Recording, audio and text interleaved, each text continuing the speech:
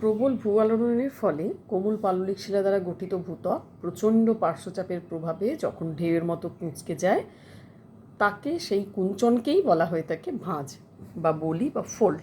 তাহলে ভাঁজ কাকে বলছে? ভূ-আলোড়ন প্রচণ্ড হতে হচ্ছে এবং কোমল পাললিক শিলাস্তর দ্বারা গঠিত ভূত্বকের মধ্যে প্রচণ্ড দুটো পাশ থেকে পার্শ্ব চাপ আসছে, যার ফলে ওই পাললিক শিলাস্তর কুঁচকে যায় এবং সেই কুঞ্চনকেই ভাঁজ বা বলি বা ফোল্ড বলা হয়। এখন একটা কাগজ বা মোটা কাপড়কে দুপাশ থেকে চাপ দিলে যেরকম বেঁকে যায়, তেমনি শিলাস্তরও চাপের ফলেও বেঁকে গিয়ে ভাঁজের সৃষ্টি হয়। পৃথিবীতে অন্যান্য শিলাস্তর থেকে পাললিক শিলাস্তর অনেকটা নরম, ফলে কি হয়, সে সহজেই পরিবর্তন হয়ে যায়। সেই জন্য দেখা যায় ভূ আন্দোলনের ফলে এই শিলাস্তরের কোনো পার্শ্বচাপ সৃষ্টি হলেই ভাঁজের সৃষ্টি হয়। এই চাপ দুই দিক থেকে হতে পারে, একদিক থেকে আসতে পারে। চাপ বাড়ার সাথে সাথে ভাঁজগুলি উঁচু হতে পারে। চাপের প্রকৃতির উপর নির্ভর করে বিভিন্ন আকারের ভাঁজের সৃষ্টি হয়। তাই ভাঁজ 1 সেন্টিমিটার থেকে কয়েকশো মিটার পর্যন্ত হয়ে থাকে। গিরিজনী আলোড়নের প্রভাবে শিলাস্তরে ভাঁজ দেখা যায়। গিরিজনী আলোড়নে অনুভূমিকভাবে ক্রিয়াশীল হওয়ার সময় শিলাস্তরে কোনো কোনো অংশে সংকোচন ঘটায়, যা ভাঁজের সৃষ্টি করে। ভূপৃষ্ঠ থেকে প্রতি 30 থেকে 35 মিটার গভীরতায় গড়ে তাপমাত্রা বাড়ে প্রায় 1 ডিগ্রি সেন্টিগ্রেড হারে। ভাঁজের উৎপত্তি ঘটে ভূত্বকের অনেক বা বহু মিটার গভীরে, যেখানে তাপ এবং চাপ অনেক বেশি ভূপৃষ্ঠের থেকে। ফলে কি হয়, তাপ ও চাপের দীর্ঘস্থায়ী প্রভাবে ভঙ্গুর পাথর নমনীয় হয়ে বেঁকে যায়, যা ভাঁজ সৃষ্টি করে। এখন ভূবিজ্ঞানী সেলবির মতে ভাঁজের মূল কারণগুলি হলো ভূত্বকে পীড়ন বা চাপের ফলে। আর ভূত্বকের 2 নম্বর হচ্ছে ভূত্বকের কোনো অংশের উত্থানের ফলে শিলার আকৃতির পরিবর্তন ভাঁজের সৃষ্টি হয়। ভাঁজের জ্যামিতিক বা গাঠনিক উপাদান কতগুলো রয়েছে, যেমন একটি হচ্ছে গ্রন্থি বিন্দু বা হিঞ্জ, অর্থাৎ যে বিন্দুতে শিলাস্তরের বাঁক বা বক্রতা সবচেয়ে বেশি হয়, ভাঁজের সেই বিন্দুকে বলা হয় গ্রন্থি বিন্দু। অর্থাৎ এই যে ভাঁজটা, এই ভাঁজটার বাঁকটা এই বিন্দুতে সব থেকে বেশি, তাই এই বিন্দু দুটি হচ্ছে গ্রন্থি বিন্দু বা হিঞ্জ। ভাঁজের বক্রতাকে যদি সি ধরা হয়, শিলাস্তরের সব জায়গায় এটা সমান নয়। বক্রতার যা সূত্র সেটা হচ্ছে C=1/r, যেখানে C= বক্রতা আর R= একটি নির্দিষ্ট বিন্দুতে ওই বক্রতলের ব্যাসার্ধ। এই গেল গ্রন্থি বিন্দু। গ্রন্থি বলয় কি না, শিলাস্তরের যে এলাকা বা বলয়ে বক্রতা সবচেয়ে বেশি তাকে গ্রন্থি বলয় বা হিঞ্জ জোন বলে। এক্ষেত্রে কি হয়, এক্ষেত্রে সব থেকে বক্রতাযুক্ত বলয়ের মাঝখানের বিন্দু যেটা, সেটা গ্রন্থি বিন্দু বা হিঞ্জ বিন্দু বা হিঞ্জ বলে। গ্রন্থি রেখা কি বা হিঞ্জ লাইন? একটি ভাঁজের দুটি গ্রন্থিবিন্দুকে যোগ করলে যে রেখা পাওয়া যায় তাকে হিঞ্জ লাইন বা গ্রন্থি রেখা বলা হয়। অর্থাৎ দুটো বিন্দুকে যোগ করলে যে রেখাটি আমরা পাচ্ছি, সেই রেখাটিকেই বলা হচ্ছে গ্রন্থি রেখা বা হিঞ্জ লাইন। অর্থাৎ শিলাস্তরের তল যে রেখা বরাবর বেঁকে যায়, সেই রেখাকে ভাঁজের গ্রন্থি রেখা বলে। গ্রন্থি রেখার একটি প্রতিশব্দ হচ্ছে গ্রন্থি রেখা। এরপরে আসি ভাঁজের বিভিন্ন অংশ। ভাঁজের বিভিন্ন অংশ কি না, একটা ভাঁজের প্রধানত দুটো অংশ রয়েছে, ঊর্ধ্বভঙ্গ আর অধোভঙ্গ, অ্যান্টিক্লাইন আর সিনক্লাইন। ভাঁজের উত্তল ঊর্ধ্বাংশকে ঊর্ধ্বভঙ্গ বলে। অ্যান্টি কথার অর্থ হলো বিপরীত, ক্লাইন কথার অর্থ হলো নতি। অর্থাৎ একটা ভাঁজ ওই যে ওপরের দিকে উঠে যাচ্ছে, এই ওপরে উত্থিতে যাওয়া অংশটিকে বলা হচ্ছে ঊর্ধ্বভঙ্গ বা অ্যান্টিক্লাইন। অধোভঙ্গ বা সিনক্লাইন কোনটা না, ভাঁজের অবতল যেটা নিচে বসে যাচ্ছে এবং অবনত অঞ্চলকে বলা হয় অধোভঙ্গ। সিন কথাটার অর্থ সমান, ক্লাইন শব্দের অর্থ হচ্ছে নতি। অধোভঙ্গ সাধারণত উপত্যকা গঠন করে থাকে। ভাঁজের এই দুটো অংশ ছাড়াও রয়েছে অক্ষ। ঊর্ধ্বভঙ্গ বা অধোভঙ্গের মাঝ বরাবর যে রেখা টানা হয় তাকে অক্ষ বলা হয়।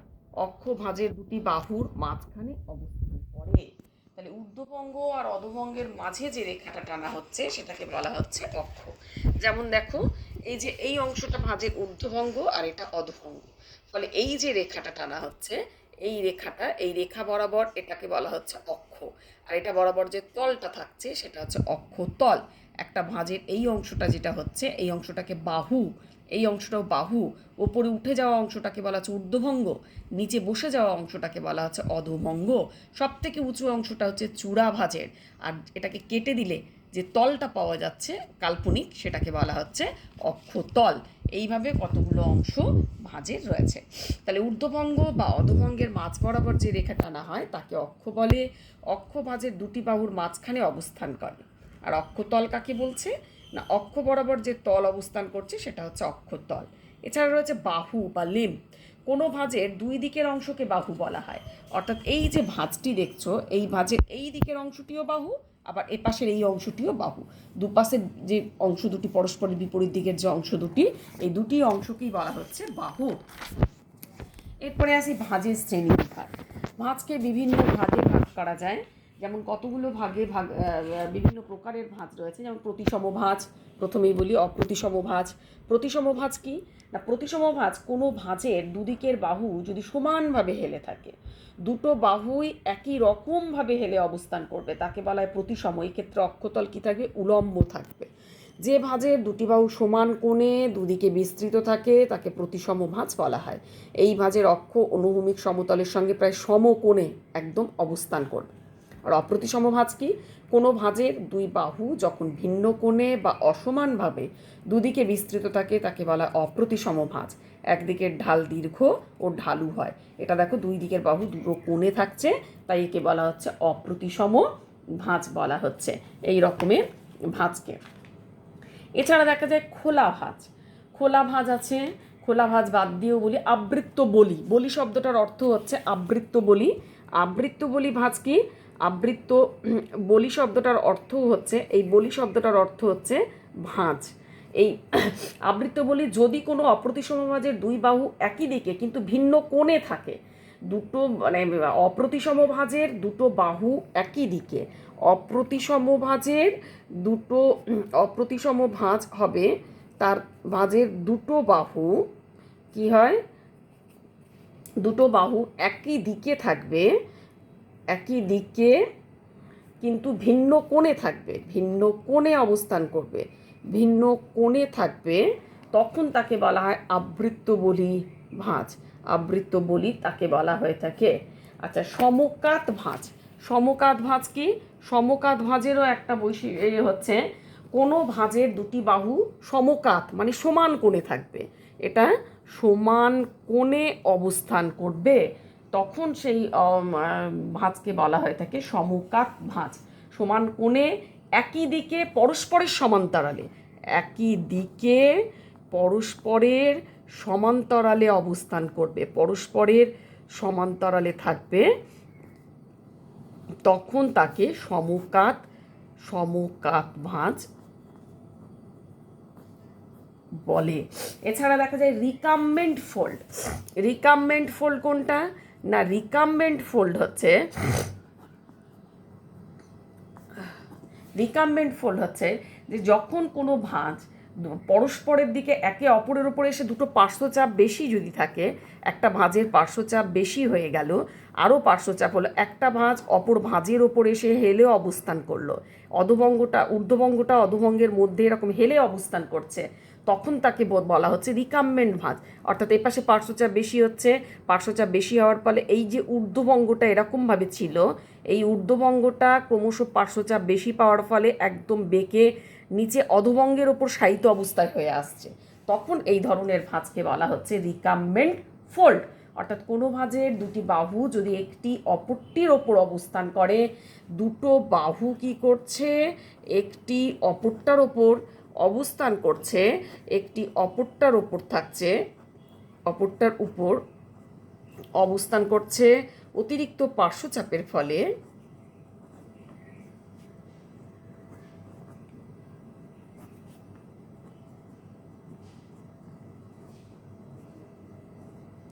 তাকে রিকাম্বেন্ট ফোল্ড বলা হয়ে থাকে।